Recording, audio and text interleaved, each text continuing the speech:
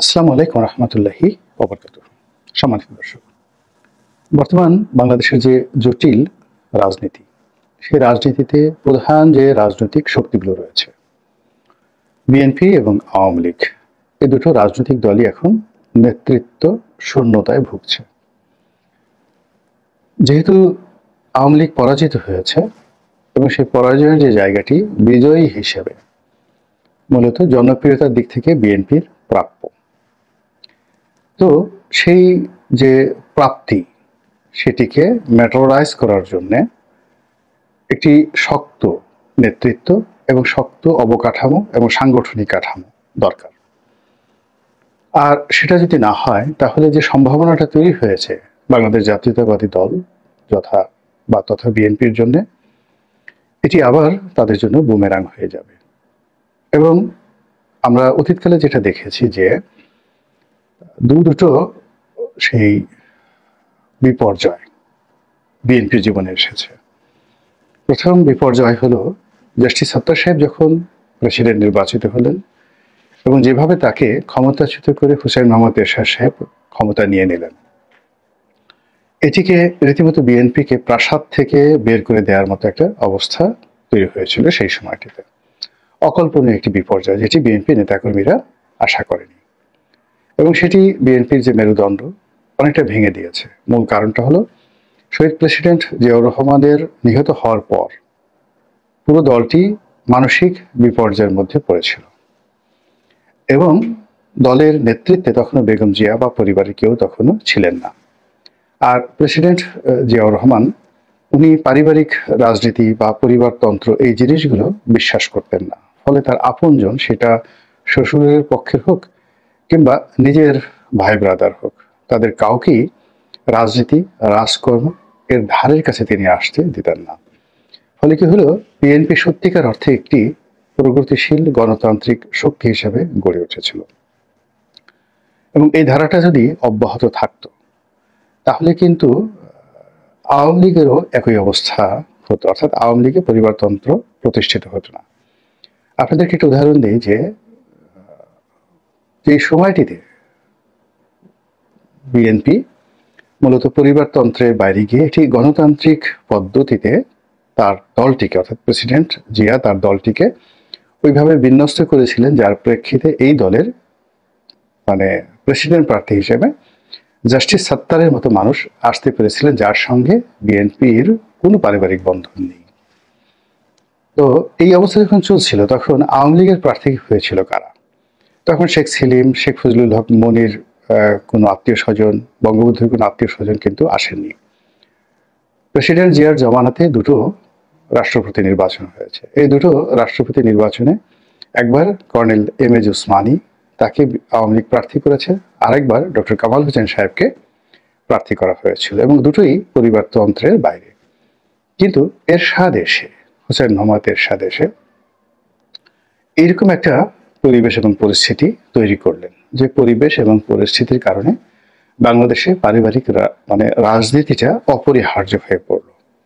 এখন প্রেসিডেন্ট জিয়াউর রহমান যেটি চেষ্টা করেছিলেন, সেটি হলো আওয়ামী লীগ রাজনীতিতে স্ট্যাবল হোক, কিন্তু আওয়ামী লীগের মধ্যে অন্তর্দ্বন্দ্ব, কলহ, বিবাদ যে পর্যায়ে পৌঁছে গিয়েছিল, তো সেই পরিস্থিতি সামাল দেওয়ার জন্য মূলত এটি অনেকটা রাষ্ট্রীয় মদদে, তারপরে রাষ্ট্রের সঙ্গে যাদের খুব ভালো সম্পর্ক ছিল ওই মুহূর্তে আওয়ামী লীগ নেতৃত্বে, যেমন আব্দুল রাজ্জাক সাহেব, ডক্টর কামাল হোসেন, তাহাদের পরামর্শে শেখ হাসিনাকে বাংলাদেশে কিন্তু আনা হয়। কিন্তু শেখ হাসিনা বাংলাদেশে এলেও তিনি একজন ঐক্যের প্রতীক হিসেবে হয়তো থাকতেন, কিন্তু পুরো রাজনীতি তার নিয়ন্ত্রণে থাকতো না। রাজনীতিটি মূলত গণতান্ত্রিক প্রক্রিয়াতে আগাতো যদি হুসেন মোহাম্মদ এরশাদ সাহেব তার যে দমন পীড়ন, দল ভাঙার যে প্রক্রিয়া, এটি স্টিম রোলার হিসেবে যদি বিএনপির উপর না চালাতো। তো যে কাজটি করা হলো, আওয়ামী লীগকে এরশাদ বেছে নিলেন আর জামাতকে বেছে নিলেন, আর বিএনপিকে ভাঙার জন্য তিনি সর্বশক্তি নিয়োগ করলেন, যেটার কোনো কারণ ছিল না। ফলে কি হলো, ওইরকম একটা পরিস্থিতিতে বেগম জিয়াকে রাজনীতিতে আনার জন্য প্রায় সবাই, বিএনপির সবাই তারপর চাপ প্রয়োগ করা হলো এবং তিনি এলেন। এই যে তিনি এলেন, আবার তাকে সামাল দেওয়ার জন্য আওয়ামী লীগের শেখ হাসিনার ক্ষমতা অটোমেটিকভাবে সেখানে বেড়ে গেল। তো 80-র দশকে আমাদের এই যে রাজনীতি পরিবারতন্ত্র, এই পরিবারতন্ত্রটি মূলত জনাব হুসাইন মোহাম্মদ এরশাদের যে রাজনীতির কুটচাল, সেই কুটচালের ফলে হয়েছে। এটা সত্য যে বঙ্গবন্ধু যখন ক্ষমতায় ছিলেন তার সময়টিতে তিনি তার আত্মীয় স্বজনকে অঢেল সেই লাইসেন্স দিয়েছিলেন যাচ্ছে তাই করার জন্য। সেই পরিবারের মধ্যে শেখ ফজলুল হক মনি, তিনি মানে তার সঙ্গে কথা বলার মতো সাহস এমনকি বঙ্গবন্ধুরও ছিল কিনা আমি বলতে পারবো না। এরপরে শেখ হেলালের বাবা শেখ নাসের, বলতে গেলে তিনি একটা রাম রাজত্ব খুলনা যশোর এলাকাতে তিনি তৈরি করে ফেলেছিলেন। অন্যান্য তাদের আত্মীয় স্বজন রয়েছেন। ইলিয়াস আহমেদ চৌধুরী, তাকে মন্ত্রী পরিষদে নেওয়া হয়েছিল। আব্দুর রব সেনিয়াবাদ, তাকে মন্ত্রী পরিষদে নেওয়া হয়েছিল। এভাবে নিজেদের আত্মীয় স্বজন যারা ছিলেন সবাইকে তিনি বড় বড় পদ পদবি দিয়েছেন। কিন্তু রাজনীতির ক্ষেত্রে একমাত্র তার পরিবারের মধ্যে শেখ ফজলুল হক মনি ছাড়া অন্য কোনো পরিবারতন্ত্রের যে ধারক বাহক, এটি তখনও প্রতিষ্ঠিত হয়নি। বঙ্গবন্ধুর জামানাতে তারা সুযোগ সুবিধা পেয়েছিলেন, কিন্তু রাজনীতিটা বঙ্গবন্ধুর জামানাতে রাজনীতিবিদদের হাতেই ছিল।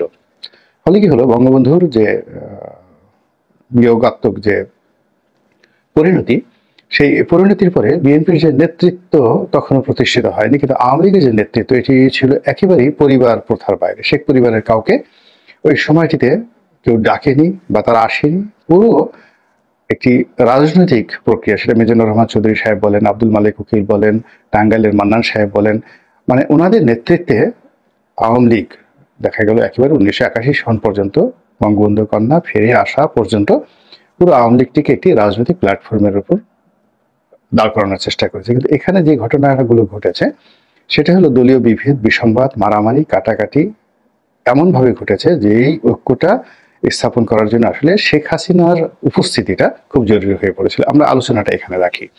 তো ওই যে 1975 সালের 15ই আগস্ট থেকে শুরু করে শেখ হাসিনা যে এলেন 1981 সন পর্যন্ত, এই সময়টির যে আওয়ামী লীগের পরিবেশ এবং পরিস্থিতি, এটি এখন বিএনপির জন্য মানে যাকে বলা হয় ঠিক একই সিনারিও তৈরি হয়েছে। বিএনপির যে নেতৃত্ব বেগম খালেদা জিয়াকে ঐক্যের প্রতীক রেখে এতদিন পর্যন্ত বিএনপি মূলত আওয়ামী লীগের অত্যাচারের এবং জুলুমের একটা উপলক্ষ্য ছিল। এই উপলক্ষ্য থাকার কারণে তাদের প্রতি মানুষের সহানুভূতি ছিল, কিন্তু তাদের কোনো রাজনৈতিক কর্মকাণ্ড না থাকা সত্ত্বেও সারা বাংলাদেশে তাদের জনপ্রিয়তা হু করে বেড়েছিল। কিন্তু গত 5 মাসে পুরো রাজনৈতিক নেতৃত্ব এখানে হুমকির মুখে পড়েছে।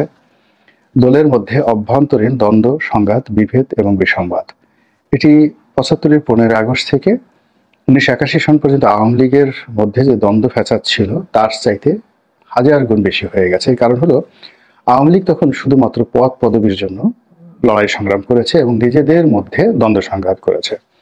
তো গত 15টি বছরে বিএনপির মধ্যে যে অভ্যন্তরীণ দ্বন্দ্ব সংঘাত ছিল মূলত কমিটি কেন্দ্রিক, নেতৃত্ব কেন্দ্রিক। কিন্তু এই সময়টিতে সেই নেতৃত্বের যে দ্বন্দ্ব এটি বেড়ে গেছে বহু অংশে। তার সঙ্গে আগামী নির্বাচনকে নিয়ে দ্বন্দ্ব সংঘাত এবং সাম্প্রতিক সময়ে যে চাঁদাবাজি, তারপরে টেন্ডারবাজি, নিয়োগ বদলি, এ সকল বিষয়াদি নিয়ে যে অর্থনৈতিক দ্বন্দ্ব সংঘাত শুরু হয়েছে, এটি এখন রীতিমতো মরণঘাতী হয়ে পড়েছে এই দলটির জন্য।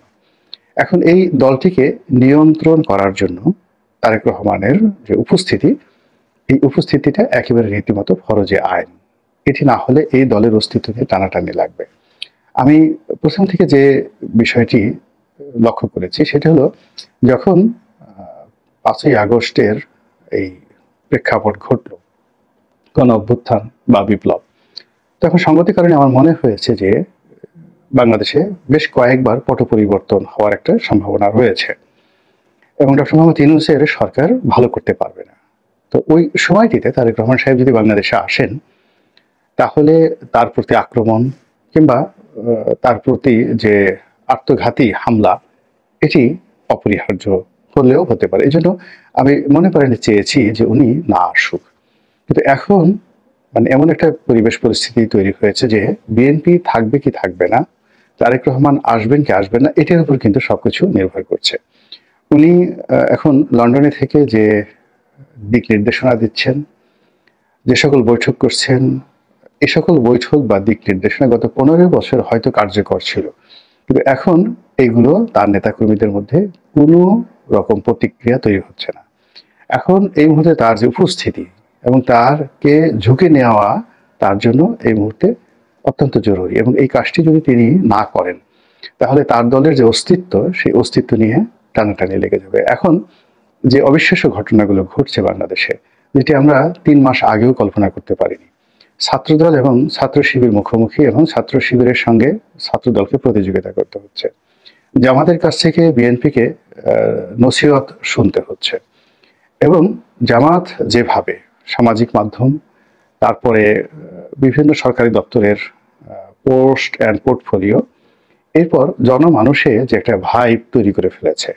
এই কারণ হলো জামাতের আমির এখানে সরাসরি নিজ হাতে সবকিছু করছেন, এবং জামাতের যারা প্রথম সারির নেতৃবৃন্দ রয়েছেন তারা মোরলেস দিন রাত মাঠে ঘোরাফেরা করছেন। তো সেই দিক থেকে বিএনপির যারা কর্তা ব্যক্তি, তারা অতীতের মতোই ঢাকা শহরের নির্দিষ্ট জায়গাতে বসে সংবাদ সম্মেলনের মধ্যেই তাদের কর্মকাণ্ড তারা সীমাবদ্ধ রেখেছেন। তারা বিবৃতি দিয়ে হুমকি দিচ্ছেন, ধামকি দিচ্ছেন। তারা একবার জামাতের বিরুদ্ধে কথা বলার চেষ্টা করছেন, আবার একটু পর নরম হচ্ছেন, আবার ইলেকশন চাচ্ছেন, আবার একটু পরে নরম হচ্ছেন, আবার তারেক রহমান আজ আসবেন, কাল আসবেন, বেগম জি আসবেন কি আসবেন, এই বিষয়গুলো নিয়ে যে দ্বিধা এবং দ্বন্দ্ব চলছে, ঠিক সেই জায়গাটাতে 3টি গুরুত্বপূর্ণ শক্তি, অর্থাৎ ডক্টর মোহাম্মদ ইউনূসের যে রাষ্ট্রশক্তি, সেই রাষ্ট্রশক্তির সঙ্গে তার অনুগত ছাত্র এবং সমন্বয়কদের যে রাজনৈতিক দল গঠিত হচ্ছে, তারা কিন্তু দুর্বার বেগে এগিয়ে চলছে।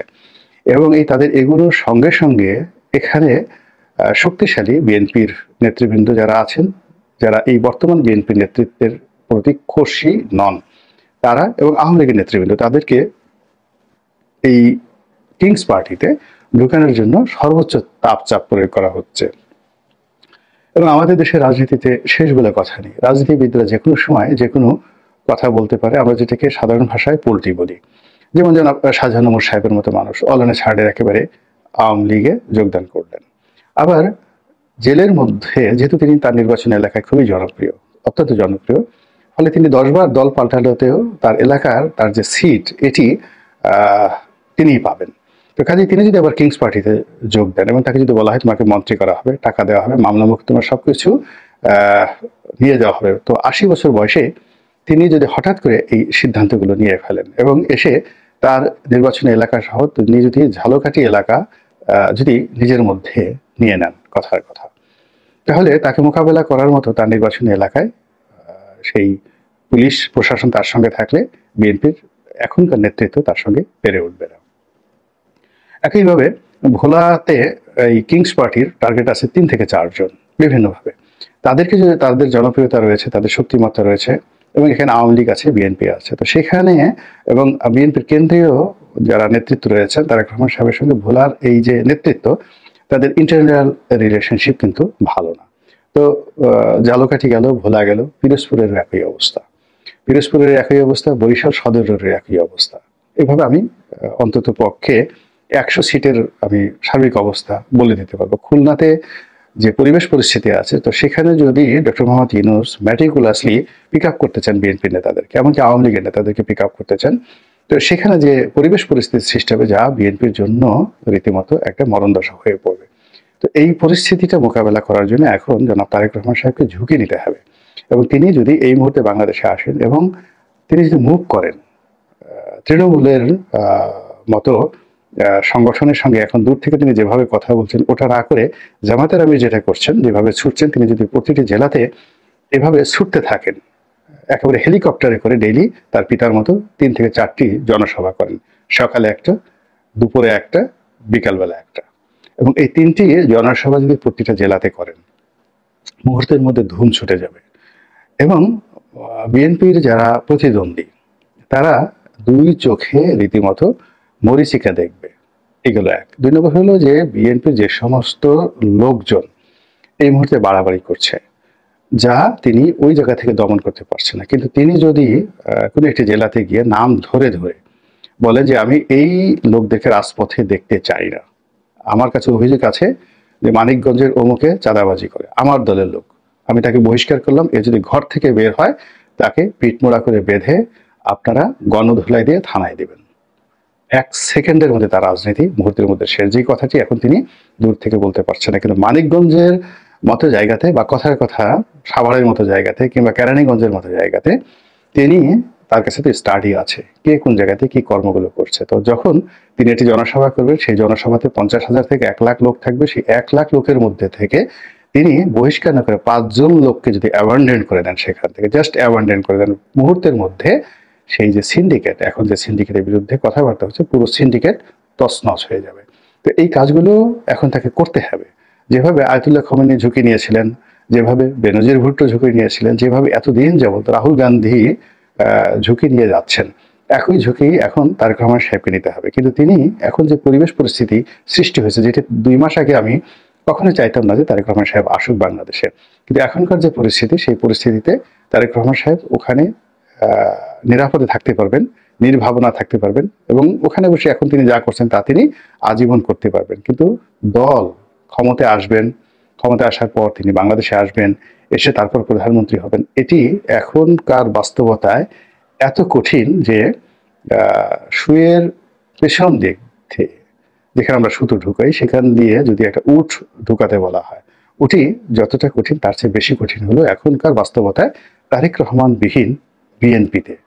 অর্থাৎ তারেক রহমান সাহেবের সরাসরি নেতৃত্ববিহীন বা উপস্থিতিবিহীন বিএনপিতে তিনি বাংলাদেশে এসে আগামীতে প্রধানমন্ত্রী হবেন, এটা অসম্ভব বিষয়।